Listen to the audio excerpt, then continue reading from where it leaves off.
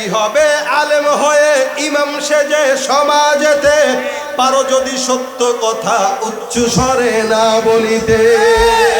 কি হবে আলেম হয়ে ইমাম সেজে সমাজেতে, পারো যদি সত্য কথা উচ্চ স্বরে না বলিতে। চাকরির ভয় করো যদি ছেড়ে দাও ওই না গদি, চাকরির ভয় করো যদি ছেড়ে দাও ওই না গদি। কি হবে ধোঁকা দিয়ে আল্লাহকে, কি হবে ধোঁকা দিয়ে আল্লাহকে, কি হবে বেঁচে থেকে অযথা বিদ্যা শিখে যদি না করতে পারি শোষণবিহীন সমাজে থাকে। কি হবে কিতাবাদির তালিম দিয়ে মাদ্রাসাতে, যদি ওই খোদার কোরআন নিষিদ্ধ হয় আদালতে।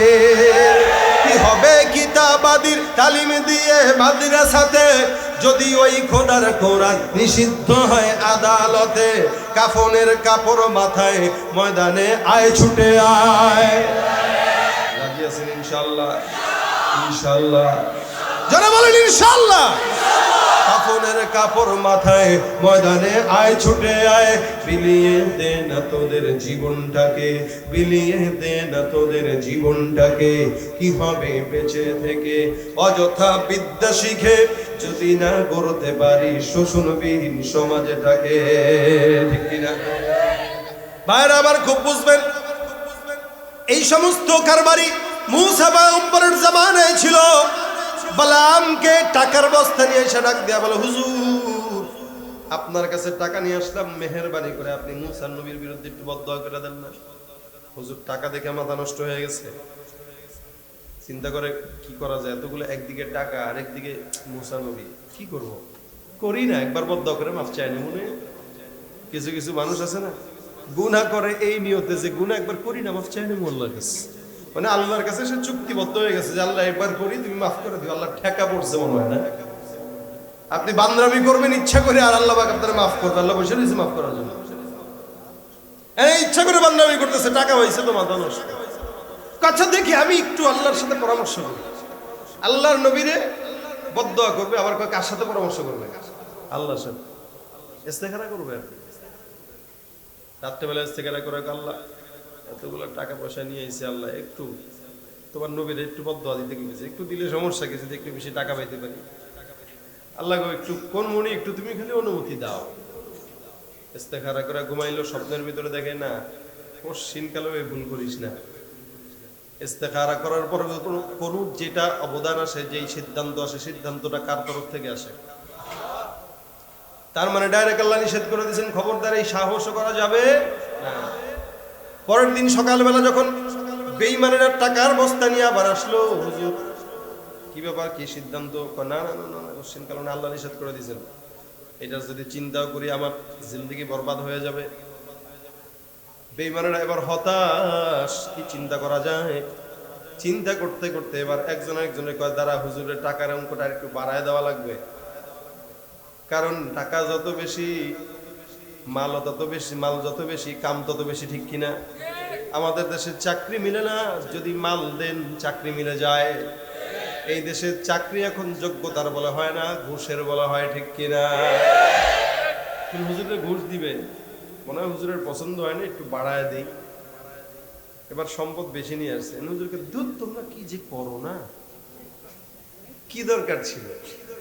হুজুর একটু দেন না। আচ্ছা এত বেশি যেহেতু বলতেছো, আরেকবার একটু চেষ্টা করে দেখি, আল্লাহ অনুমতি দেয়নি।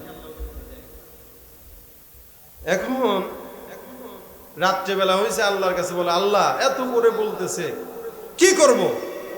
এখন দ্বিতীয় দিন আল্লাহর কোনো অনুমতি তাকে দেয়ও নাই, কিছু বলেও নাই, চুপচাপ। মানে স্বপ্নে কোনো ইশারা সে পায় নাই।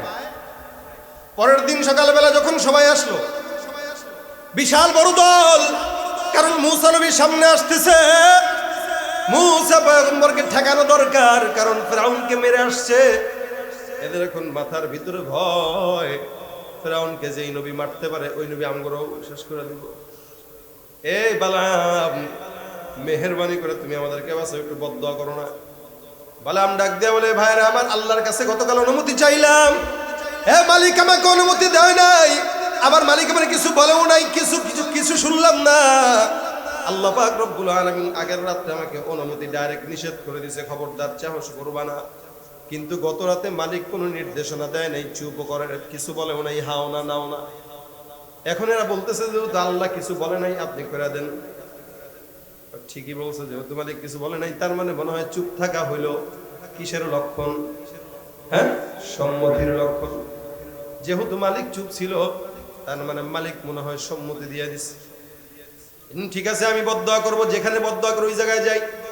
আমি যেই জায়গায় সবসময় দোয়া করি ওই পাহাড়ের চূড়ায় রওনা হয়ে গেছে বালাম ইবনে বাউরা। যেই গাধার উপরে চেপে বসছে, গাধাটাও কিন্তু মালিকের গোলাম। গাধার উপরে চড়ে বসে সুন্দর করে পাহাড়ের চূড়ায় যাওয়ার জন্য তৈয়ার হয়ে গেল। গাধাটাও তো সেই মালিকের গোলাম। গাধাটা একবার রাস্তাবেলা যায়, রাস্তা দিয়ে হাঁটার সময় গাধাটা স্লিপ খেয়ে জমিনের ভিতরে পড়ে যায়। বালাম আবার গাধাটাকে ডাক দেয়, বলে ওঠ গাধা, যাও সামনে আগাও। একবার, দুইবার, তিনবার এই গাধাটা সামনে আগাইতে পারে না, কারণ গাধাটা মনে মনে কয় এরে বেঈমানের বাচ্চা, যেই মালিকের খাস, যেই মালিকের পরশ, যেই মালিক তোরে 24টা ঘন্টা বাঁচায়, ওই মালিকটার গোলামি না কইরা কেমনে তুই ওই মালিকের বিরোধিতা করতেছিস? তোর কি একটু লজ্জাও লাগে না রে? আমি একজন বনের পশু, গাধা হওয়ার পর আমি আমার মাওলারে ভয় পাই। তুই এত বড় একজন আল্লাহওয়ালা বুজুর্গ, তোর মতো একজন বুজুর্গ যাকে আল্লাহ পাক রব্বুল আলামিন এমন বড় ইমানের দৌলত দিয়েছেন, এত বড় ইমানের দৌলত পাওয়ার পর তুই কেমনে মালিকের বিরোধিতা করো? এই বান্দাকে গাধাও এত অনুভূতি আসে নাই। বান্দা সামনের দিকে আগায়, যা, কারণ এই বান্দার দিলের ভিতরে এখন আল্লাহর লোভ না, ইমানের লোভ না, বান্দার দিলের ভিতরে এখন সম্পদ আর দুনিয়ার লোভ। যার কারণে বান্দা সামনের দিকে আগায় যায়, আসমানের দিকে হাতটা তুলে ডাক দেয়া বলে, আল্লাহ, এই সমস্ত মানুষগুলো আমাকে টাকা দিয়ে কিনলো, হে মালিক, তোমার নবী মুসা জব্বারিনদের সম্প্রদায়ের বিরুদ্ধে যুদ্ধ করার জন্য সামনে আগাইতেছে। যেখানে মুসা পয়গম্বর দাঁড়ানো, ওই জায়গায় মুসা পয়গম্বরকে বসায়া দাও। হে আল্লাহ, এই মুসা পয়গম্বর যেন এক বিন্দু সামনে আগাইতে না পারে। আল্লাহ পাক রব্বুল আলামিন যেহেতু তাকে একটা গুণ দিয়েছেন, আল্লাহ পাক রব্বুল আলামিন যেহেতু তাকে একটা নিয়ামত দিয়েছিলেন, আল্লাহ পাক নিয়ামতটা কদর করার জন্যই আল্লাহ পাক সাময়িক সময়ে তার দোয়াটা কবুল করছেন। যার কারণে মুসা পয়গম্বর যেখানে ছিল ওই জায়গায় একটু ধুলি ঝড় আসলো। এদিক দিয়ে মুসা নবীকে আল্লাহ ওহী দিয়ে নাযিল করে জানায় দেন, হে মুসা পয়গম্বর, তোমার বিরুদ্ধে বালাম দোয়া করছে, আমি আল্লাহ মুস্তাজাবুদ দাওয়াত হিসেবে তার দোয়া কবুল করলাম। আল্লাহ পাক রব্বুল আলামিনকে মুসা ডাক দিয়ে বলে, মালিক, সে একজন সাধারণ বান্দা, আর আমি তোমার নবী মুসা কালিমুল্লাহ, আমি তোমার সঙ্গে কথা বলতে পারি, তুমি আমার সঙ্গে কথা বলো, এই জন্য তুমি আমার নামটা দিয়ে দিলাম মুসা কালিমুল্লাহ। এমন কোন নবী নাই যে নবী এত সহজে মালিকের সঙ্গে কথা বলতো। আমার নবী মুসা পয়গম্বর আল্লাহর সঙ্গে খুব সহজেই কথা বলতে পারতেন। মুসা নবী ডাক দেয়া বলে, মালিক গো, এতগুলা বান্দাদেরকে নিয়ে আমি তাদের বিরুদ্ধে যাইতেছি, তুমি মালিকের আদেশে তোমার দিন প্রতিষ্ঠার জন্য, হে রব্বে কারীম, তুমি দয়া করে বালামের বদদোয়াটা বালামের দিকে আবার ফেরত দিয়া দাও। বলেন তো, বালামের দোয়া কবুল হবে আগে না মুসা নবীর দোয়া? মুসা নবী দোয়া করে দিলেন, আল্লাহ পাক রব্বুল আলামিন দোয়া কবুল করলেন। বালাম যখন বদদোয়া শেষ, টাকার গাঠটি পাইল, মনটা বড় খুশি। আল্লাহ পাক রব্বুল আলামিন বলেন, হে, আমি আল্লাহ পাক আদেশ করলাম জিহ্বা দিয়ে, জিহ্বা দিয়ে আমার পয়গম্বর মুসাকে তুই বদদোয়া করলি, আমি আল্লাহ আদেশ করলাম এই জিহ্বাটা সাধারণ জিহ্বা যেন না থাকে, এটা যেন কুত্তার জিহ্বা হয়ে যায়। বালাম বদদোয়া করার সঙ্গে সঙ্গে জিহ্বাটা তাকায় দেখে এই পর্যন্ত জবানটা, জিহ্বাটা ভিতর থেকে বের হয়ে পেট পর্যন্ত নেমে আসছে। আল্লাহ পাক রব্বুল আলামিন বলেন, ফামাসালুহু কামাসালিল কালবি ইন তাহরিস আলাইহি ইয়ালহাস আও তাতরুকহু ইয়ালহাস। আমি আল্লাহ পাক রব্বুল আলামিন জিহ্বাটা কুকুরের মতো বানায় দিলাম। এদের উদাহরণটা হলো কুকুরের মতো। এখন বালাম তাকায় তাকায়, হ্যাঁ, জিহ্বাটা ঝুলে গেছে, এখন আর কি করবে? আল্লাহ পাক রব্বুল আলামিন যেটা করে দিলেন ওটা তো শেষই হয়ে গেল। এবার আর কোনো কিছু করে লাভ নাই। বান্দাদেরকে ডাক দেয়া বলে, বান্দারা, আমার যেই বিচার হওয়া দরকার ওই বিচারটা রব্বুল আলামিন আমার উপরে প্রতিশোধ নিয়ে নিয়েছেন। আমার জিন্দগি বরবাদ। এরে আমি আমার জীবনে যা আমল করলাম এই সব আমল বরবাদ হয়ে গেল। আয় হায় আয় হায়, আমি কি করলাম। আফসোস করে লাভ নাই। বান্দা যখন গুনাহ করে আফসোস করে, আল্লাহ পাক রব্বুল আলামিন তাদের ব্যাপারে বলেন ইয়া লাইতানি কুনতু তুরাবা। এই সমস্ত বান্দারা সেদিন কিয়ামতের ময়দানে বলবে ওয়ায়াউমা ইয়া'আদ্দুল্লাযীনা যালামু। আল্লাহ পাক রব্বুল আলামিন বলেন সমস্ত বান্দারা যারা জুলুম করলো, অন্যায় করলো, রাসূলের কথা শুনে নাই, এদের অবস্থা হবে এরা নিজেদের হাত নিজেরা কামড় দিবে আর ডাক দেয়া বলবে ইয়া লাইতানি ইত্তাখাযতু মা'আর রাসূলি সাবিলা। হায় আফসোস, হায় আফসোস, সেদিন যদি নবীদের কথা শুনতাম, রাসূলের কথা শুনতাম, আজকে কিয়ামতের ময়দানে সবার সামনে লাঞ্ছিত হওয়া লাগতো না। বালাম এবার চিন্তা করে মনে মনে আর চোখের পানি ছেড়ে হায় আফসোস, আমি কি করলাম, কি হয়ে গেল। সাময়িক দুনিয়ার লোভে পড়ে আমি আল্লাহর নবীর বিরুদ্ধে কথা বললাম। হায় হায়, আমার জিন্দগিটা বরবাদ। আমি আমার জীবনে কত আল্লাহ পাক রব্বুল আলামিনের ইবাদত গুজারি করলাম। এমন কোন রাত নাই যেই রাতটা আমি আল্লাহর শানে সিজদায় কাটাই নাই। আমার দিন গেল রোজা রাখা, আমার রাত গেল আল্লাহর ইবাদত কইরা। আমি সারা দিন রোজা রাখতাম, সারা রাত তাহাজ্জুদ পড়তাম, সারা রাত নফল পড়তাম। আয় আফসোস, এই কাফেরদের বিরুদ্ধে, এই কাফেরদের পাল্লায় পড়া, নাস্তিকদের পাল্লায় পড়া জিন্দেগিটা বরবাদ করলাম। যেহেতু বরবাদ হয়ে গেছে, আল্লাহ পাক রব্বুল আলামিন বলেন আতলু আলাইহিম নাবা আল্লাযী আতাইনাহু আয়াতিনা ফানসালাখা মিনহা ফাআতবাহু শাইতানু ফাকানা মিনাল গাওয়িন। ফাআতবাহু শাইতান, রব্বুল আলামিন বলেন যখন নাকি অন্যায় করলো, এবার শয়তান পিছনে একদম 100% লেগে গেল। শয়তান তার মাথায় এসে ডাক দিয়ে বলে বালাম, যেহেতু আল্লাহ পাক তোমার ধ্বংস করেই দিল, তুমি এখন একটা কাজ করো। জিন্দেগি যেহেতু বরবাদ, তুমি এখন হাজারো কিছু করলেও মালিক তোমারে মাফ করবে না, যেটা বিচার হওয়ার হয়ে গেছে। এখন তুমি একটা কাজ করো, মুসা পয়গম্বরকে জীবনের জন্য শিক্ষা দিয়া দাও। নাউযুবিল্লাহ। মুসা পয়গম্বরকে জীবনের জন্য শিক্ষা দিয়া দাও। বলে কি করো? বালাম এবার ডাক দিয়া সমস্ত ইহুদি নাসারাদেরকে ডাক দিয়া বলতেছে ভাইরা আমার জিন্দেগি তো বরবাদ হইলই, এখন আমি তোমাদের পক্ষেই রয়ে গেলাম। এখন আমি যেটা বলি এটা শোনো। এতদিন আমি বালাম একজন বিশাল বড় বুজুর্গ ছিলাম, যেই দোয়া আল্লাহর দরবারে করতাম ওইটাই কবুল হইতো। এখন আমি যেই শয়তানি তোমাদেরকে শিখাই দেব, আমি এই শয়তানি অনুযায়ী তোমরা যদি কাজ করো, মুসা পয়গম্বর হেরে যাবে। এই এলাকার ভিতরে আল্লাহ পাক রব্বুল আলামিন তোমাদেরকেই জয়লাভ করাবেন। বালামের এই কথা শোনার পর ইহুদি নাসারা সবাই মিলে ডাক দেয়া বলেন কি বলবেন একটু বলেন তো। বালাম ডাক দেয়া বলে, কারণ বালামও জানে দুনিয়ার জমিনে অনেক বড় একটা গুনাহ, এটা হলো জিনার গুনাহ। এখন সবাইকে ডাক দেয়া বলে মুসা পয়গম্বরের লোকরা যখন চলে আসবে, ওই জায়গায় তোমরা তোমাদের সমস্ত সুন্দরী সুন্দরী নারীদেরকে পাঠায় দাও। মনে রাখবা এদের দেহের সমস্ত অঙ্গ প্রত্যঙ্গ গুলা যেন দেখা যায়। মুসা পয়গম্বরের উম্মতরা যেন তাদেরকে দেখে ক্রাশ খেয়ে যায়। মুসা পয়গম্বরের উম্মতরা যেন তাদেরকে দেখে পাগল হয়ে যায়। এ মুসলমান দেখেন কত বছর আগের জামানার কথা।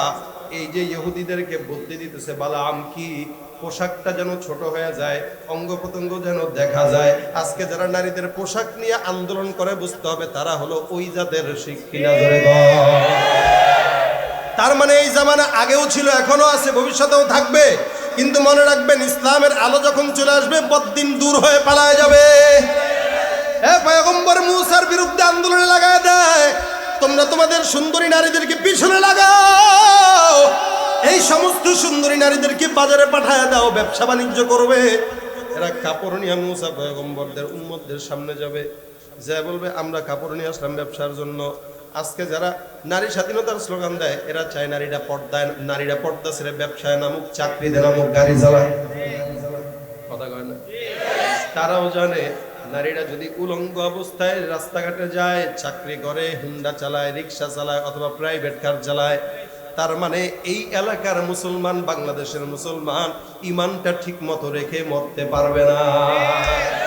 এই নিয়তেই তারাও ওই সমস্ত চেলাচামুন্ডা হয়ে আজকে সমাজে নারীদেরকে স্বাধীনতার নামে রাস্তায় নামায় দিচ্ছে।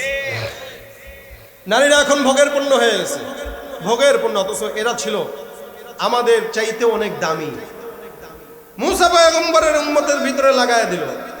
এরা কয় সুন্দর পরামর্শ দিলেন তো হুজুর, কাজে লাগছে, টাকা দিয়ে আপনার দালালি ভালো মতোই করতেছেন এখন, কিন্তু জিব্বাটা তো আর ঠিক নাই, ঝুলে গেছে।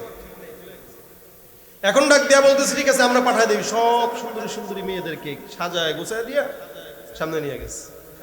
একজন দুইজন দেখেন, কারণ এরা তো সবাই নবীর উম্মত, কিন্তু নবীর উম্মত হইলেও আল্লাহ পাক রব্বুল আলামিন সমস্ত নবীদেরকে নিজের কুদরতি হাতে হেফাজত করছেন।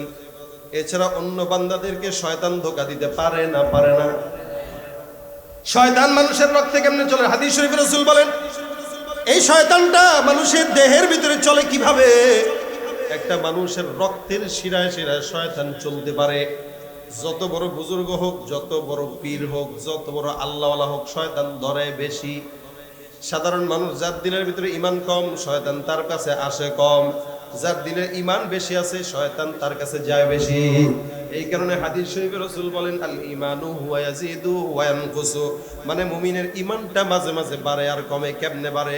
কখন মুমিনের ঈমানটা বেশি থাকার কারণে শয়তান মাঝে মাঝে ধোঁকা দিতে যায়, কিন্তু কোরআনের নূরের মহব্বতের কারণে, ওয়াজ মাহফিলে বসার কারণে, ঈমান মুযাকারা করার কারণে ওই ভগ্ন হৃদয়ের ভগ্ন ঈমানটা তাজা হয়ে আবারও বেড়ে যায়। সুবহানাল্লাহ। ঈমান হুয়া ইয়াজিদু ওয়া ইয়ানকুস, ইমানের আলো এটা বাড়ে আর কমে, মানে ইমান বাড়ে কমে না। লাইটের আলো যেরকম ভোল্টেজ কম থাকলে কমে যায়, বেশি থাকলে বেড়ে যায়, ঠিক ইমানের মুযাকারা যত বেশি করবেন ইমানের লাইটের আলোও তত বেড়ে যাবে। এই জন্য এই সমস্ত মাহফিল দরকার আছে না নাই? এই যুবকরা আজকে গান যদি করতো তাহলে ইমানের ব্যাটারি বাড়তো না কমতো? আর যেহেতু মাহফিল করছে এখন ইমানের ব্যাটারি বাড়তেছে না কমতেছে? এটাই হলো ইয়াজিদু ওয়া ইয়ানকুস। তো ইমান আছে বলেই তো, এই সম্পদ আছে বলেই তো চোর ঢুকে। ঘরে সম্পদ থাকলেই না চোর ঢুকে, সম্পদ যদি না থাকে কোন চোরে ঢুকবে? এটা হে তো আমার চেয়ে বড় ফকির নেই, আমি ওর কাছে যাই কি করব? এখন শয়তান চিন্তা করে আমার চাইতে বেশি ইমানদারকে ওর কাছে যাওয়া লাগবে। এখন যেগুলা ইমান দেখতে পারে না, যেগুলো ইসলাম দেখতে পারে না, ওর কাছে যায় লাভ কি? ও কি আমি কি শয়তান? হচ্ছে আমার চেয়ে বড় শয়তান। এই সমস্ত শয়তানদেরকে দেখলে শয়তান নিজেও ভয় পায়। যাহারে আল্লাহ আমারে না দিয়া যদি 2022 সালে হইতো তাহলে এদেরকেই দিত। কথা কয় না? এখন বালাম ইবনে বাউরা এদেরকে ঢুকায় দিল।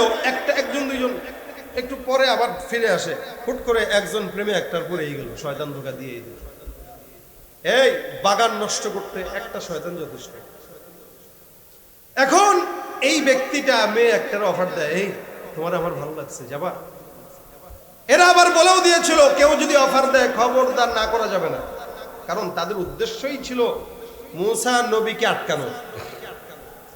এখন যে অফার দিয়ে দিল, এখন আর সে মানা করে না, চলেন চলেন। বা সুন্দর করে যে একটা ঘরের ভিতরে গেছে, ঘরের ভিতরে যাইলো, যেটা হওয়ার গুনাহ হয়ে গেল। এই উম্মতে এই জামানায় এত গুনাহ হওয়ার পর আল্লাহ পাক রব্বুল আলামিন আপনাকে আমাকে ভালো রাখার কারণ আছে না নাই? কি কারণ জানেন? দুনিয়ার জমিনে আপনি আমি এত সৌভাগ্যবান যে আমাদেরকে আল্লাহ পাক রব্বুল আলামিন মুহাম্মদুর রাসূলুল্লাহ সাল্লাল্লাহু আলাইহি ওয়াসাল্লামের উম্মত বানাইছে। যেই কারণে অন্যান্য নবীদের আমলে গুনাহ করার সঙ্গে সঙ্গে আল্লাহ পাক গজব দিয়া দিতেন। অন্যান্য নবীদের আমলে আল্লাহ পাক রব্বুল আলামিন অন্যায় দেখার সঙ্গে সঙ্গে আযাব দিতেন। আল্লাহর নবী সাল্লাল্লাহু আলাইহি ওয়াসাল্লাম দোয়া করে ডাক দিয়া বলেন, আল্লাহ আমার উম্মতদেরকে তুমি আযাব দিও না।